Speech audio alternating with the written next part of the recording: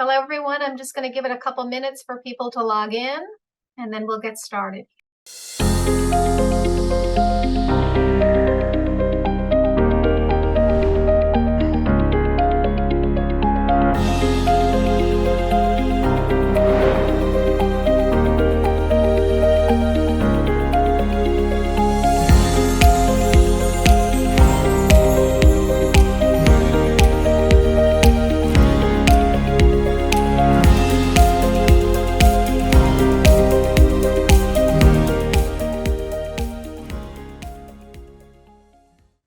Good afternoon, everyone.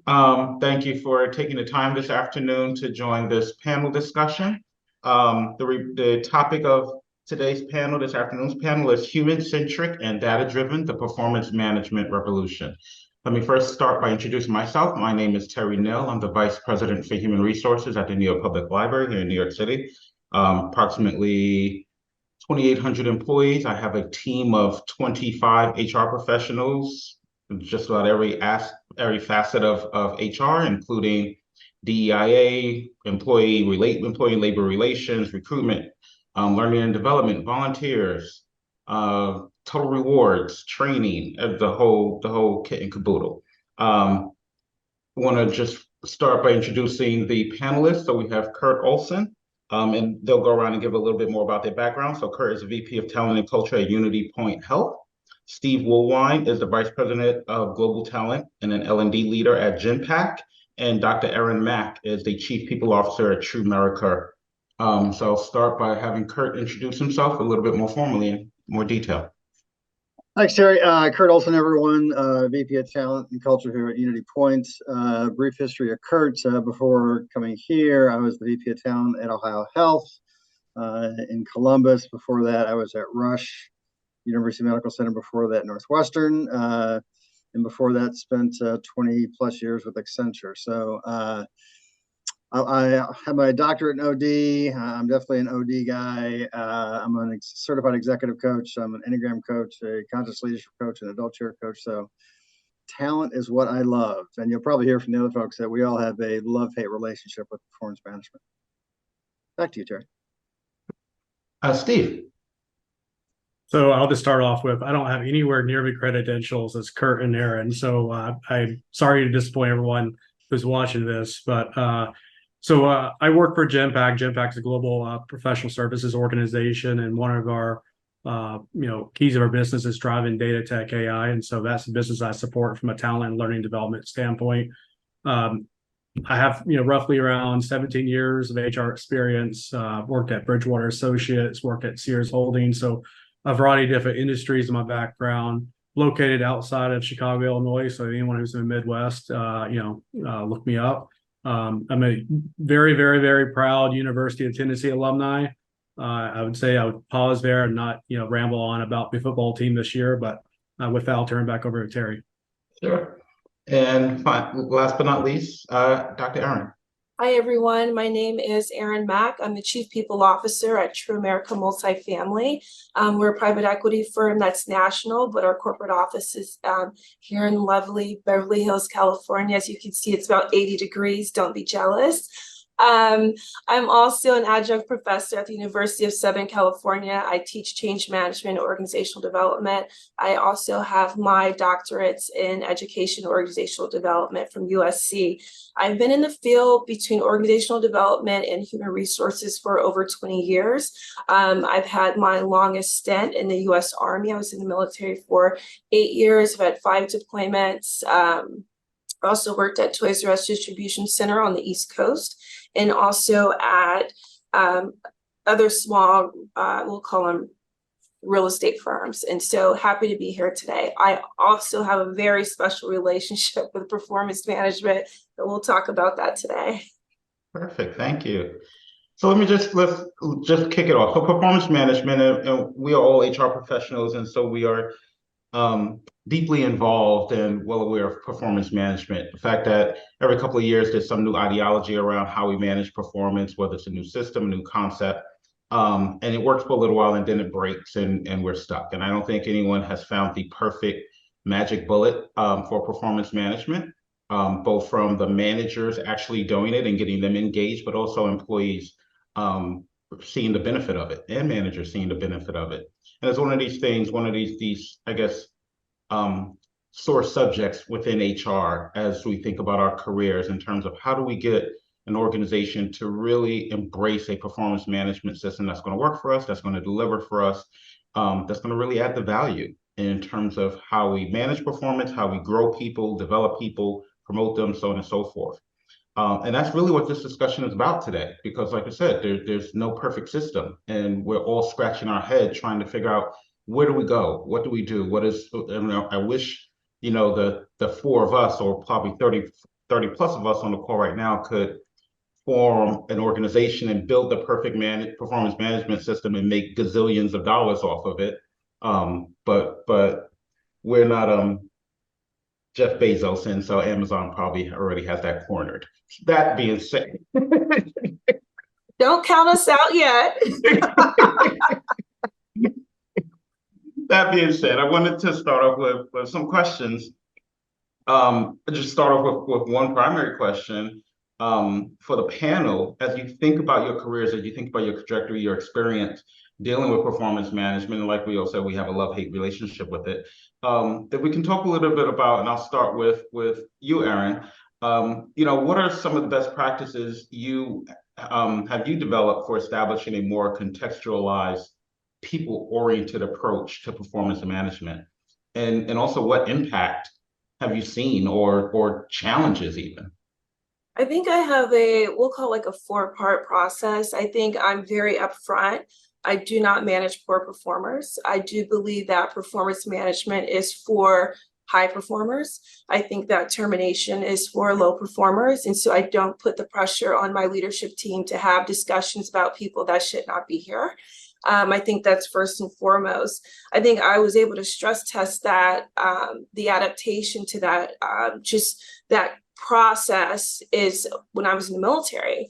And I realized that as a leader, as a platoon leader, when you had a lot of, whether it's soldiers or just colleagues, when you spend the majority of your time with people who just don't have it, they don't want it, you start, the people who need you, and they're somewhat, we'll call them average, they're not able to get the best of you. And the people who are, I would say, strong performers don't see the value in being a strong performer sometimes. So I do think that you start to kind of tip the scales in where you spend your time. So to avoid that, I'm very strong on taking longer to hire and quicker to fire. Because I think that as you look at effective performance management, I think that the engagement that comes out of it is that you have people who truly want to be here.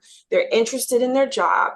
They're receptive to feedback. And that is how you create high performing teams, to where you're only delivering at that point effective feedback, whether it's qualitative or quantitative, for the person who's on the other end of that review. And so that's been my focus. That's been my mantra over the last 20 years. That's interesting. Performance management is not for poor performance. I like that. Really, well, we'll have a whole side conversation about poor performers, and that's another topic for later. Absolutely. So Kurt, the same question to you. What practices have you developed, and what impact? Yeah, thanks. I appreciate Eryn's response as well. I guess for me, context is king, because you're seeing different industries represented here, and I happen to be in healthcare. And in healthcare, so coming out of the pandemic, the entire workforce is pretty burnt out. They've seen more death than they imagine they'd ever see in their entire careers, and there's now a tremendous labor shortage for clinicians. So going into COVID, the unemployment rate for nursing was about 1%. Coming out, it's actually a negative unemployment rate, which means there's not enough nurses to go around, which should scare all of us deeply. So I frame that to say context is king. So the nature of our workforce and the nature of what leaders' responsibilities are shifting pretty dramatically. So leaders are now expected to focus on purpose and meaning, not just a paycheck. They're expected to be a leader as a coach, not a boss, not a manager. They're expected to focus on people's lives and how a job fits into the life, not job as the central theme of one's life. It's all about strengths and developing our people and making sure they're resilient in their jobs going forward. So again, all that context begins to paint what role does performance management then have in the context of our broader talent strategy. And for us, and again, this is in healthcare, right? So again, context in healthcare, there's very, unfortunately, healthcare is the one industry that we all need, and it's not capitalistic driven at all, which means our margins are really, really thin. So we have zero ability to raise our rates as costs go up. So as labor costs go up and as equipment costs go up, we can't raise our expenses, our costs to our customers. So what that means is, we don't have a lot of pay for performance opportunity. So it's all about the team, it's all about the meaning, it's all about the purpose. So in that context, performance management has to be just the ongoing conversation with our associates about their development, their career, how we're supporting them, et cetera, et cetera. Now I'll flip it for you. So I spent 20 years at Accenture. Accenture is a beautifully capitalistic company. For those who don't know consulting, pretty lucrative. They make a lot of money, have a lot of excess cash. In that context, performance management is more akin to the strongest survive. And you want to be able to differentiate all your associates, kind of the good, the bad, and the ugly, and be crystal clear about that. Because they're trying to stand out so they can eventually kind of move the food chains and they get a higher bonus and a higher raise and that kind of stuff. So in that context, performance management is completely different.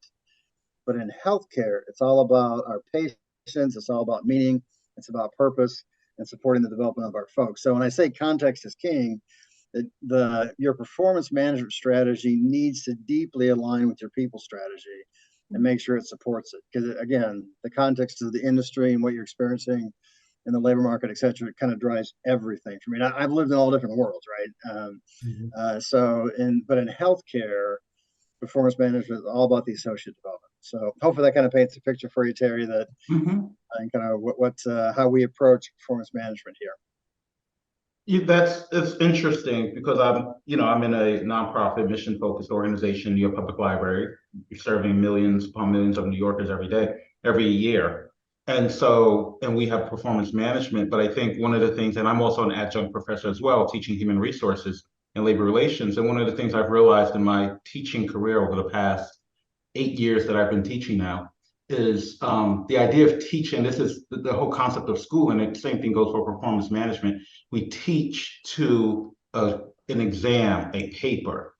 And so students don't get the value, the benefit of the education because they're so focused on, I got to get this grade, I got to get my GPA up. And performance management systems are almost the same way, right? And so I need to get this raise, this bonus, whatever it may be. I need to keep my job, great.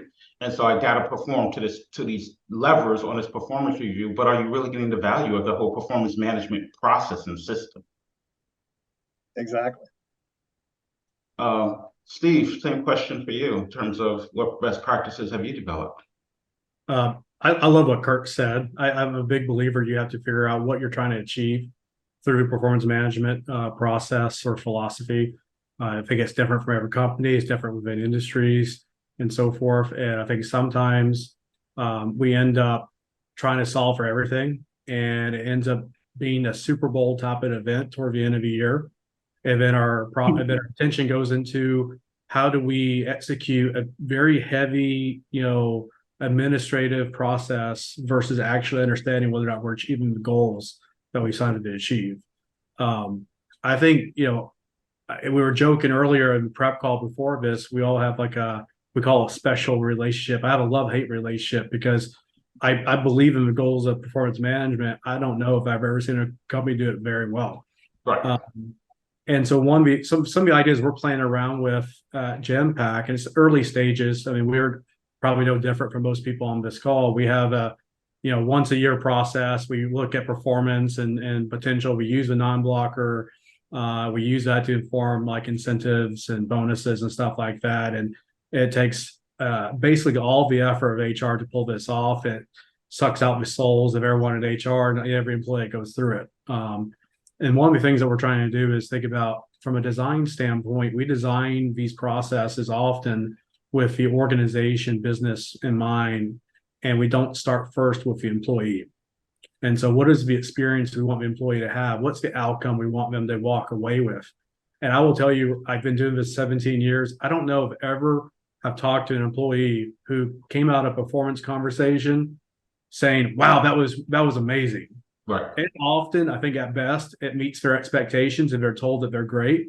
And obviously can be very disappointing if it's anything but great. And so when you think about that experience, and that's what people are walking away with in a time where you are trying to help understand how to segment your talent and how to disproportionately invest and reward your talent, that's probably at odds. And so I think one of the things we have to challenge ourselves in this profession is how do we rethink this? And I think one of the principles that we're throwing around is how do we not try to bake in so much into one thing? And so, like, for instance, like I'm a firm believer that if every manager was doing their job right, we don't need performance management. That means that right conversations are happening at the right times and right decisions are action. All performance management is providing a structural process to help try to eliminate the issues where people don't follow a consistent process. And so if you can actually start to think about, how do you get feedback back to the employee in a constructive way? How do you actually focus making sure that people understand what their goals are, how their progression gets their goals? And that's just really embedded just through the day-to-day conversations between managers, peers, colleagues, and so forth. You essentially reduce the reliance on such a process. And I think it opens up more opportunity to take that time and actually think about the talent planning, talent intelligence, ways to actually move a needle, as well as like, how do you think about the career development plans? How do you think about enabling that? And how do you actually equip that employee who's walking out of that performance management conversation saying, wow, I know exactly what I need to do going forward to reach my own goals. And so those are just some of the principles I would lay out. And like I said, Genback is not different. We haven't figured this out. And so that's kind of some of the things that we're thinking about that hopefully would resonate with some people on this call. Thank you. Thank you very much for that, Steve. One of the things that we've done in my time at the and I've been VP. I grew up in the organization, so I've been VP for the past 5 years. And so one of the things that started was moving away from the annual performance review process, because that's where the administrative burden and people's just like, okay, it's a check the box type of thing. Let's call it what it is, right? And so we've moved to these quarterly, what we call touch points, mini conversations. And so with that, the employee is actually responsible for kicking that off because the questions go to them first. And it's typically two questions. One is goal oriented. One is more of a stay interview type of question, career growth type of question. But they do it, and then they go to their manager. It goes to their manager with their response. Their manager fills it out, and then they say, okay, I'm ready to go to their manager. We put the onus on the employee. They go to the manager. I'm ready to talk about my performance review for the quarter. The other thing we did was we took away ratings, because that gets into that whole grading system, because people were so focused on the rating, a 4-star or a number 5 or A+, whatever it was, whatever the rating was, and just totally ignored the content of what was actually written. And so moving away from eliminating that rating system, that rating process, has been beneficial for us. Is it working? Time will tell. I think the getting people engaged into the process and really owning it and understanding the value and the benefit of it for both the manager and the employee is one of the biggest challenges. And so one of my goals this year is to get people to do a whole marketing blitz around performance management, because we market so many things at the library for the public, for staff. And so I want to really market the performance management system for our staff.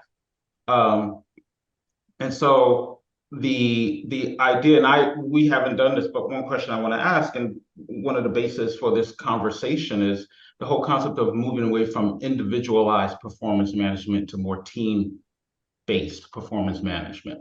So I want to be interesting to hear from you all.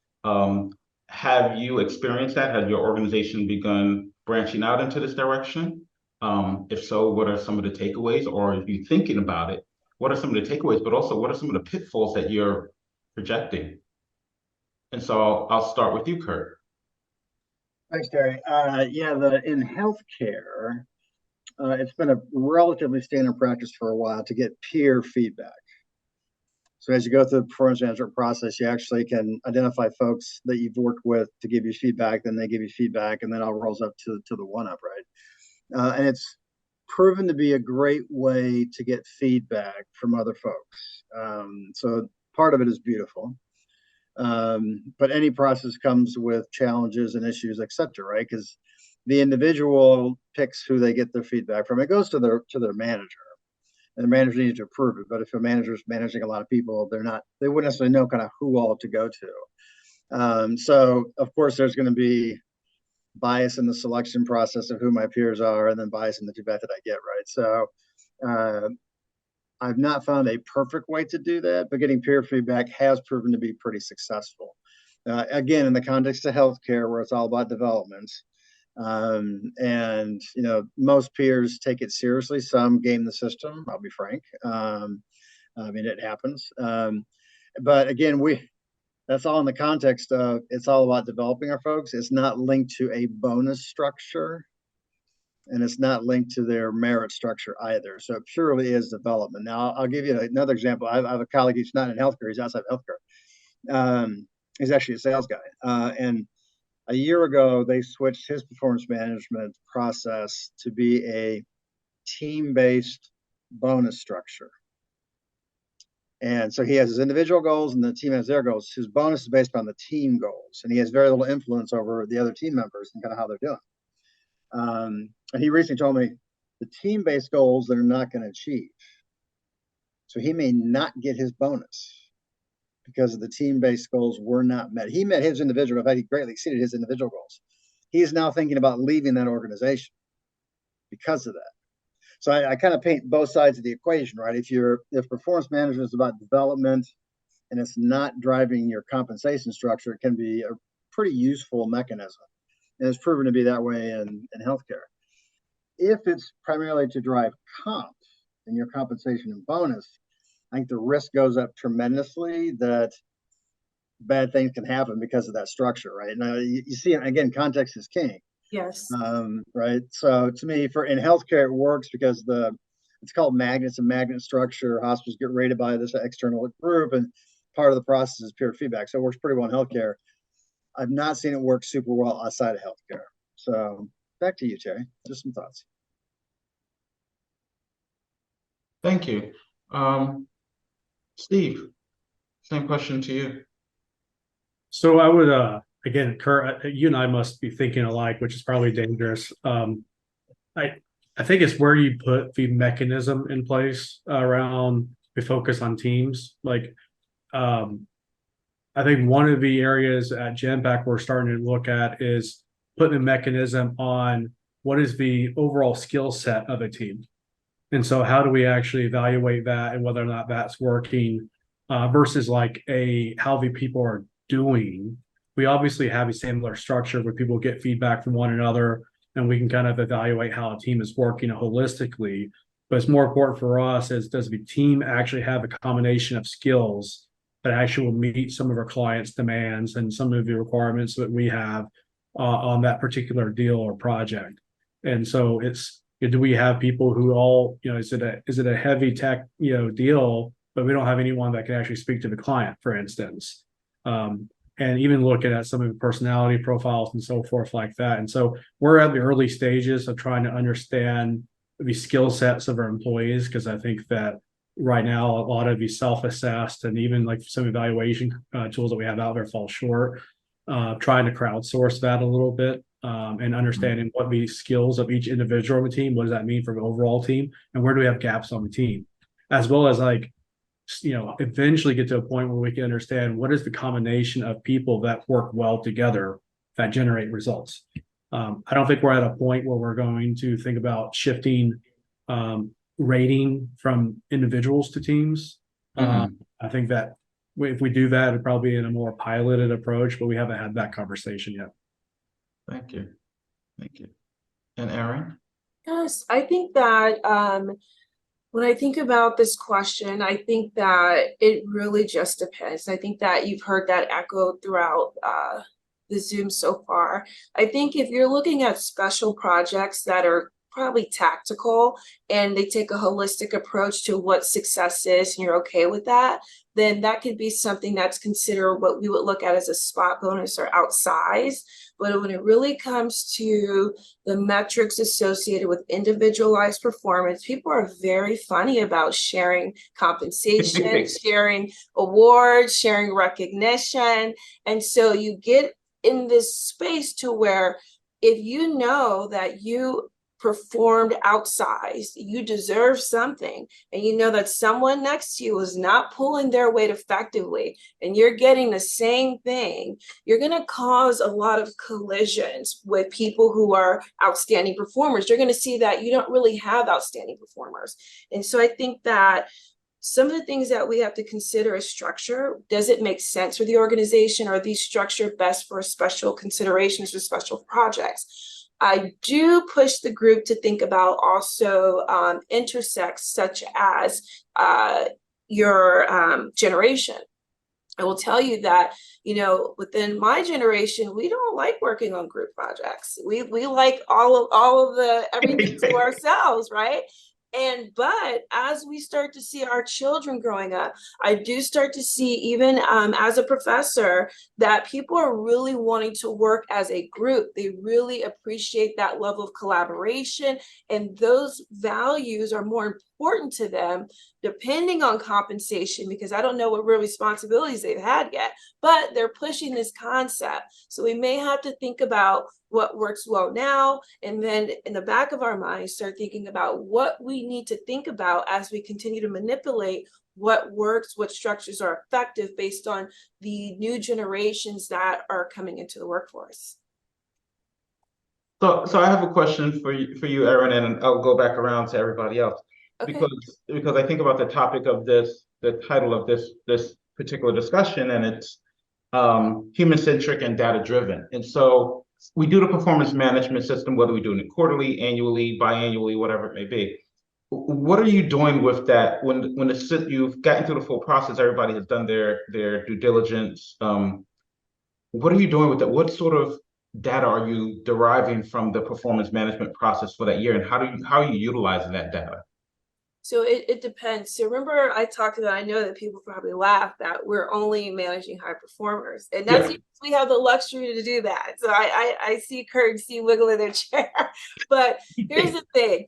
The goal for us is okay, so within the structure, you know, we're looking at performance quarterly, and because we have to, because in our industry in real estate, whether you're looking at cap rates, you're looking at anything that changes our market, we have to look at it and be laser focused. So we're looking at data, numbers, performance quarterly, because what you decide in Q1 may not be your strategy in Q2 and Q3. We can just look at 2019. Look at how in December of 2019, as leaders, we were thinking about what 2020 was going to look like. I bet we were all wrong. And so that is why the quarterly approach is more effective. So when we get this data, we're looking at two things. What happened in this year? How were we how was this individual best able to pivot within the year? And then three, we look at feed forward. So based on the information that we're getting, we're looking at how do we develop you next quarter? What information, what technology, what resources, what human capital are you going to need to continue to do your best work, be able to pivot when you need to, and be able to be resourced against the cascade of goals that you're receiving for your team, for your department, and for the organization. So that's how we're really looking at these KPIs, because we may look at KPIs and say, okay, we understand these are the KPIs. This is your base. This is the base of what it is that you do. But again, depending on the market, depending on the things that they're constraining our time and our efforts, there's a lot of time where we look for people to do something a little bit more fluid. How can you move around your day-to-day and be effective if some of this information of what you believe is your day-to-day has to change, has to evolve? And so that's when we're looking at the metrics we're looking at, or the type of people, the behavioral attributes. We're just looking at, can you execute? Thank you. Steve, what sort of data are you deriving from your performance management process? Yes, I mean, for executive population, especially, we have, these standard scorecards filled with some of the, quantifiable, metrics you would expect. And obviously we track that. And, but what we've seen is it's had, there's pros and cons with it, obviously. Like, look, at the end of the day, when you start measuring some of these metrics, like they often are not 100% attributable to that person. And sometimes it's not even 100% attributable to the team, because there's environmental factors that happen and stuff like that that you just absolutely cannot control. And so you have to balance that with, kind of, again, the experience you want the employee to have, and their propensity to stay and be retained by the organization and do their best work. One of the things that we're looking at in a concept of like, how do we actually think about looking at performance differently? I think it's going to be a combination of what I call the swing and shot. And I'm using that analogy from my Bridgewater days, where, and I'm not sure how many people who play golf on this call, but before I had twins, I used to play golf a lot. And you could have a terrible swing and hit a great shot. You will get lucky every once in a while. But the key to actually being a good, golf, I don't say golfer, golf player, is that you have a consistent swing. Now, that's the hardest thing to measure, though. But with some of the advancements in like different algorithms and so forth, there are ways to understand what are the predictive indicators of that swing. And if you have confidence, the swing will produce the shot, so you can actually measure performance in two ways. And so one of the ways we start playing around with is the organization network analysis, where basically Microsoft has a tool where it looks at your Teams chats, it looks at your Outlook emails, and it looks particularly at who are you engaging with and the frequency. And then it looks at those people and how they're engaging. Because what they found, and our analysis actually backed this up, is the strength of the collaboration and the network is actually the number one predictor of performance, number one predictor of retention. And the interesting fact is, if you start to overlay other variables to try to create a better regression model, every single data point we've tried to add has actually weakened the model in that. And so it starts to think about, okay, what really matters at work? And so as you think about rewards and incentives, you always have to tie that to outcomes. But if you think about performance and talent management, it's like, how do you actually use the predictive indicators to get a view on someone's swing? And then it's your job as an organization to put them in the best place for them to produce value for your organization. Thank you. Definitely some interesting insights. Kurt?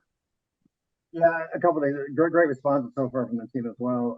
The only thing I'd add is that in healthcare, it's one additional data point for our balanced scorecard. So we look at quality, we look at safety, we look at culture, of course, we look at finances. And this is kind of one additional data point for teams to look at how good is our culture on the team, and for leaders, how good of leaders are they, and balancing those scorecard dimensions as well. So we don't let it drive kind of individual discussions. It's more kind of team-based and leader-based discussions based upon the data that's coming back, and it kind of feeds into our broader balanced scorecard as well. Thank you. So I want to shift gears for a bit, because depending on who you ask, some will say we're still in the pandemic or out of the pandemic, who knows? But there have been a lot of lessons learned. And so this whole concept, and it's a new concept for many. It's definitely has taken over the world, but this whole concept of hybrid work, right? And so the idea of being in the office, but in the seat 5 days a week is for most industries, for most organizations, is a thing of the past. And I feel like we're all waiting for some Uber work god to tell us this is what it's going to be going forward. And so we're just left saying, okay, we'll continue to kick this can down the road until somebody tells us stop. But when we start thinking about hybrid work and on-site versus remote work versus hybrid work and performance management, there's a whole, and this is definitely a whole nother conversation about management of teams that are hybrid, remote, and so where they never once was. And so managers need to evolve as well, right, on that front. But then a core part of that is performance management. And how do you manage that performance? Are you evaluating them the same? Are you, treating everybody the same, taking aside equity and equality and things like that? But what has been your experience, and how do you strike that balance of managing one's performance or running your performance management system when the way we work has changed. And so I'll start that off with you, Steve. So I'm probably the wrong person to start off with because, look, our workforce is, I'll just say it's a white collar workforce. Even the folks that are delivering some of the operations for our key clients, they're behind a computer. It's basically all digitized. So there's not a true impact on the physicality of the work. And so our performance management philosophy process, everything has not changed. It's the same thing. You set the accurate goals, you figure out how to quantify and measure those goals, you give feedback into those goals, and you highlight the gaps and try to figure out how to close the gaps. And you continue that conversation through the entire year, when at the end of the year, you kind of basically formalize all that. I think the one area that I think has been interesting is we do have some areas that have small offices. So for instance, we have an office in New York City. Not a huge office, but like a lot of our senior executive teams sit there. And so what we've seen is some people who are in that area make it a point to go into the office because it's easier to create advocacy, it's easier to collaborate, get buy-in. And we do see a little bit of a correlation to people who are given more opportunities, who are actually exceeding. Sorry, that's my dog. She loves performance management, apparently. But we see a correlation there. And we've also gotten feedback. I had somebody who literally sits in North Carolina and was felt like they were actually, facing an uphill battle versus someone who sat in the tri-state area because of that. Because they have more face time with the executive. Yeah, it was just because you think about it this way, if you're remote, it's not just catching someone at the coffee maker, it's not in the elevator going down. You have to be more purposeful. That takes more, vision, it takes more effort. And then even when you have a conversation, it always becomes more formal versus, hey, let's go run down to Starbucks and get a tea or coffee. And so we see kind of almost the inverse of it, where people feel like, hey, I'm not getting the same opportunities potentially as people in the office. Again, we're still early, we're still kind of figuring out what that looks like, because again, we don't have a huge population in the office, and we don't want to overreact to that anecdotal feedback. But I thought that would be an interesting nugget to share with everybody. Okay, thank you. Eryn, you have that set up? Yeah, absolutely. I think actually my sentiments echo very closely to Steve, which makes me feel a little bit better, because I don't want to be crazy. But I will tell you that, for True America, for example, the majority of our colleagues, we would say, are hybrid anyway, and they were before, just because of the nature of their position. They're always at the properties, they're always meeting with our partners, and so they're in and out of the properties.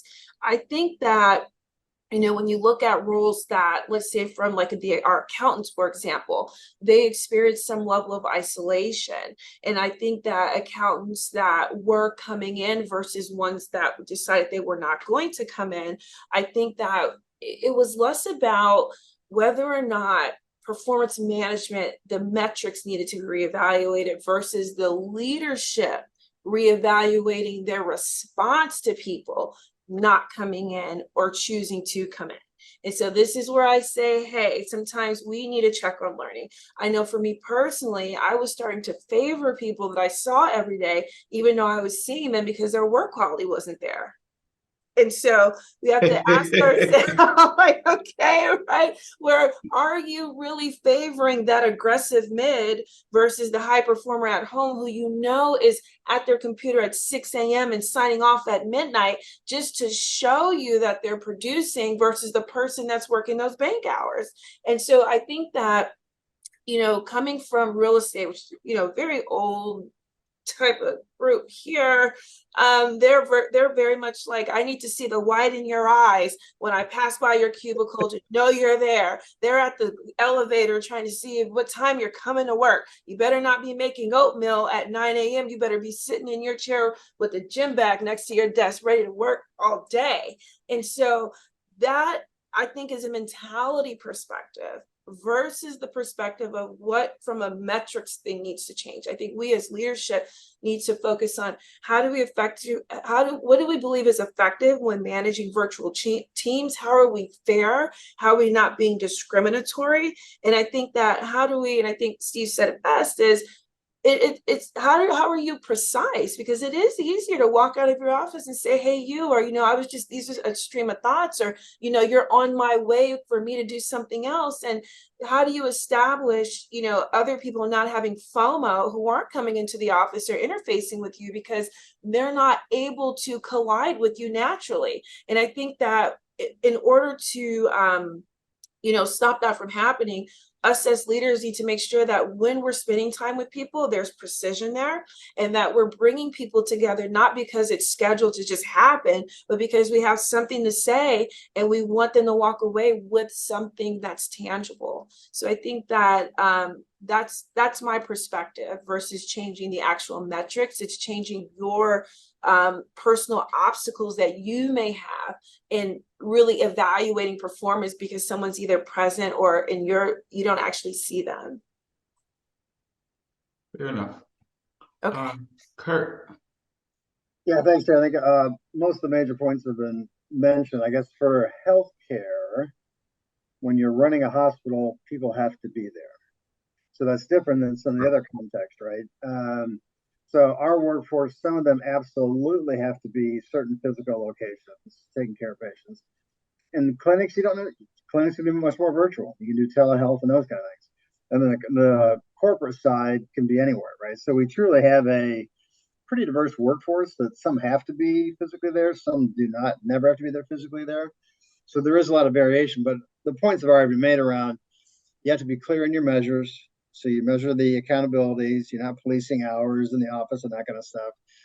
And communication becomes a key mechanism. I guess the thing I'll highlight that is implicit in the discussion so far, that this kind of stuff is the great enabler, right? If you enable technology appropriately, you can mimic some of the kind of running into people in the hall. So if you got to talk to someone, text them, get them online, go, get them online, talk to them.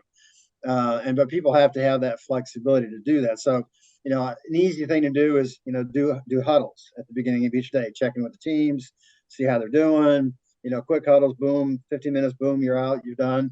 And then, some people like to create office hours. So like from 1 to 2, I'm not going to schedule anything. If you need me, just ping me, yada, yada, yada, right? So the technology tools we have are enabling us to work in this remote hybrid world.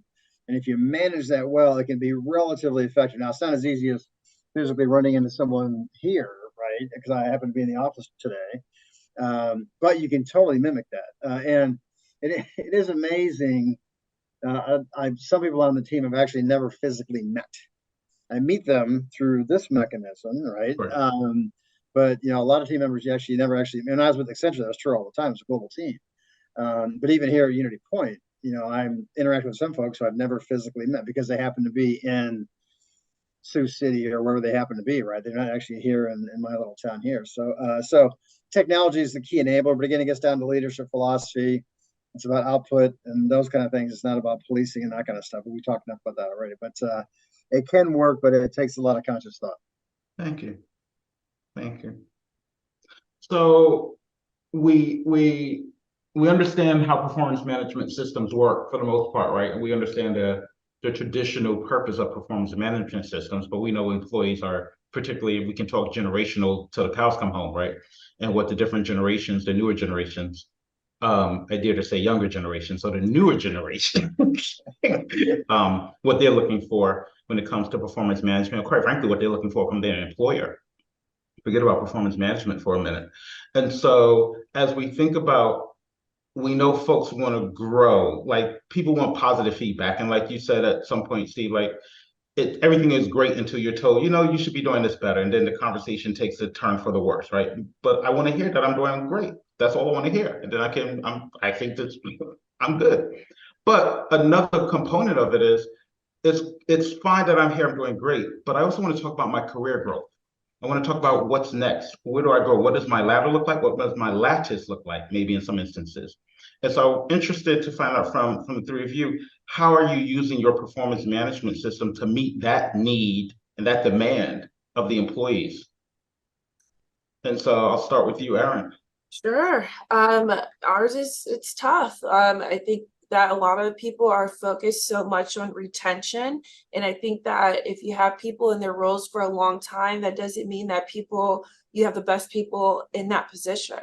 And so I do try to take a step back, and it goes back to what Kurt's language is, the context, right? So I'm very upfront with people that, if we're looking at performance management, looking at certain jobs, sometimes a job is just a job until there is an opportunity to consider something else, because it has to meet the business plan, and just does the business require this? And so the reality of it is that I'm very upfront with people and say, listen, you're here to perform a job, and you should do well in your job. And if you feel like, you see opportunities to do other things, remain fluid and flexible in your job, and reach out and try to touch other areas that, enable us to see what other skill sets we can leverage from you. What are your additional strengths, and how does that impact the organization?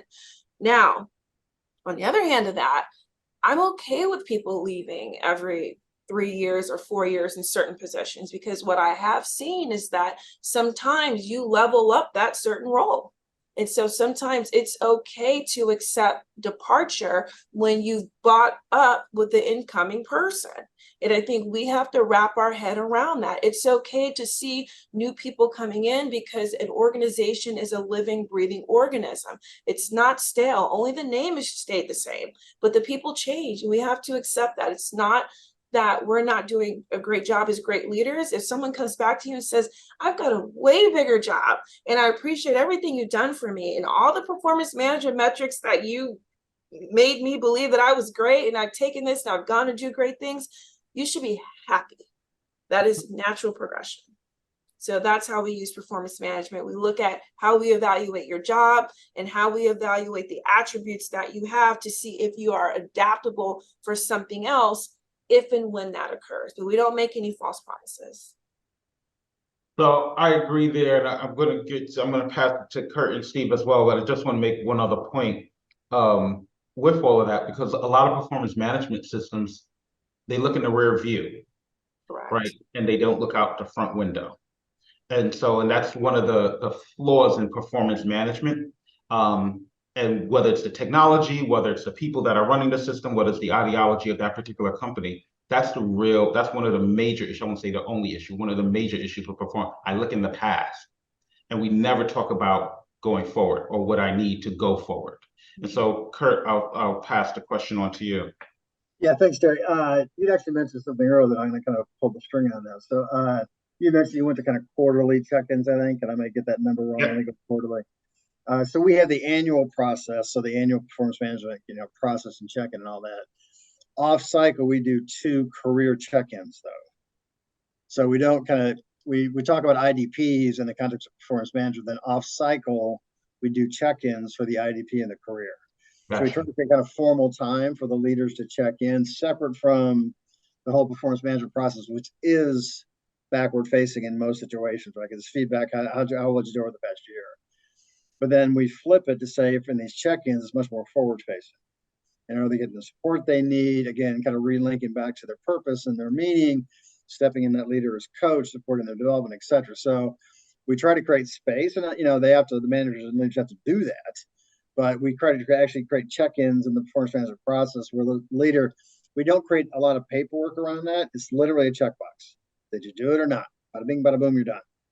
We didn't want to create a bunch of forms and that kind of junk. That's part of the challenge with performance management. But we wanted to kind of build it into the process so the leader has to recognize they're actually doing it. So we try to create kind of steps in the process to allow that space for leaders to have that more productive career-based discussion with folks. Okay, thank you. Steve? I'll keep it brief because I think we have limited time, but there's a statistics out there that basically says like 60% of jobs that exist today did not exist 5 years ago. And it goes back to you're looking through the front windshield view, Terry. Like one of the things we're doing at Genpack is we're trying to shift to a skills first approach. And so as you think about like the concept of career conversations, it's more about how are you remaining relevant with the skills that you're trying to build or hone or stay fresh on, and then what are the new skills that you're trying to learn? Because I know all of us have been through this exercise where you start visualizing your own career and you go, hey, this is what I think my next 2 or 3 steps will be. And how often has that not been the farthest thing from the truth? And so I think if you shift your focus on more, what are the skills? What's the clustering of skills? What power skills do you need? And trying to see around the corner and what other like hard skills, tech skills you may want to adopt. That's the best way to kind of shift that conversation with the employee to specifically be more forward facing and more about enablement and developing them versus just probably talking about this is the job I think you can do in 1 year. Gotcha. Thank you. Final question is around accountability, inclusivity, equity, accountability. I want to really focus on accountability. And so we have large organizations, right? And we do this performance management system. All these reviews come in, and so the quality of the review, unless there's some technology, AI that can run through each review and say this one was written perfectly, this one is half-assed, whatever it may be. So how do we hold managers accountable for actually taking the process seriously, bringing value to the process, and also the employee if there's a self-review component? And so how do we hold them accountable? And so I'll start that with you, Steve. The hardest question. It is a hard one because I don't think anyone's figured it out. Yeah, really. I want to resist the urge of talk about some of the traditional things that HR has done in the past, like manager training and all that stuff. But look, I mean, if you go back from a technology perspective, we just spent an hour on generative AI, right? And so there's going to be tools out there that will allow you to understand kind of what is the quality of the manager's review, what's the quality of the self-appraisal, how big of a disconnect is there between the two, what are their inputs and managers considering and so forth. So I mean, at Genpact, what we do is like we basically say, hey, managers, your responsibility to get as many perspectives as you can, because if you're just relying on your own, you're going to get it wrong. And we do have tools and other processes that help to kind of facilitate that. And we do say the same thing about to the employee around their self-appraisal. But I think all of this is going to quickly change with the advent and generative AI and so forth, which will probably create other complications, but I think will help get to a way where you can assess the quality of these things in a much more efficient and reasonable turnaround time type of way. Kurt? Yeah, I know we're getting pressed for time. I think Steve did a great job. A couple of things that I'll mention that have proven to be perhaps a bit in their face, but effective. We actually do calibration meetings where we get the leaders in the room, then we compare the ratings. And some people are easy graders, some people are hard graders. It tends to get rid of that. The other thing that we do is in the calibration process, we put a DE&I lens into the ratings. Let's be frank, everyone's got bias. And the key is, can we kind of flush out what the bias looks like and be more consistent with it, right? So having a DE&I lens into the discussion also tends to put more kind of, I think, teeth into the accountabilities to do this stuff well, because how someone grades their team is going to be shown to everyone else as well. So that calibration meeting, although a bit kind of over the top maybe, does prove to be pretty effective in terms of making people accountable for doing it well. Thank you. And then last but not least, Eryn. I have, it's almost like methodical. Like Kurt, have a kickoff meeting with my leaders and people who are writing other people's reviews. And what I let them know is that if something has been resolved, it does not belong in the review. And so to ensure that that happens, no, seriously, because that's old news. I make sure that my team, believe it or not, we scan all reviews so that we don't see backsides and elbows at the end of the year, because it's not effective, right? So it's not effective feed forward talking about what happened in first quarter, unless you're talking about something that is important or something you're wanting someone to learn from, and it's a continuous issue. And so I think that what we do is we take what you want to say, and I spoke about this in the last chat that we had about AI, and we drop the core competencies in, we take what you want to say, and we ask ChatGPT to, merge these things together so you get an effective output response that is directly related to the core competencies versus a whole bunch of gibberish about how you feel that's laced with bad tone that's not going to pass the smell test or the DEI test. And so you can use these metrics to really merge even your personal understanding of how to be a better writer and how to make sure that your writing is more quantitative and qualitative based on what the trajectory of where you like to see this person go. So I was quick. Okay. Thank you. Absolutely. Thank you. I appreciate this. This is fantastic, and hopefully the participants really got some value out of this conversation. I definitely did. Learn some new things. Got to go back and do some homework. Thank Thanks, you. everyone. Thanks, Terry. You're welcome. Enjoy your day.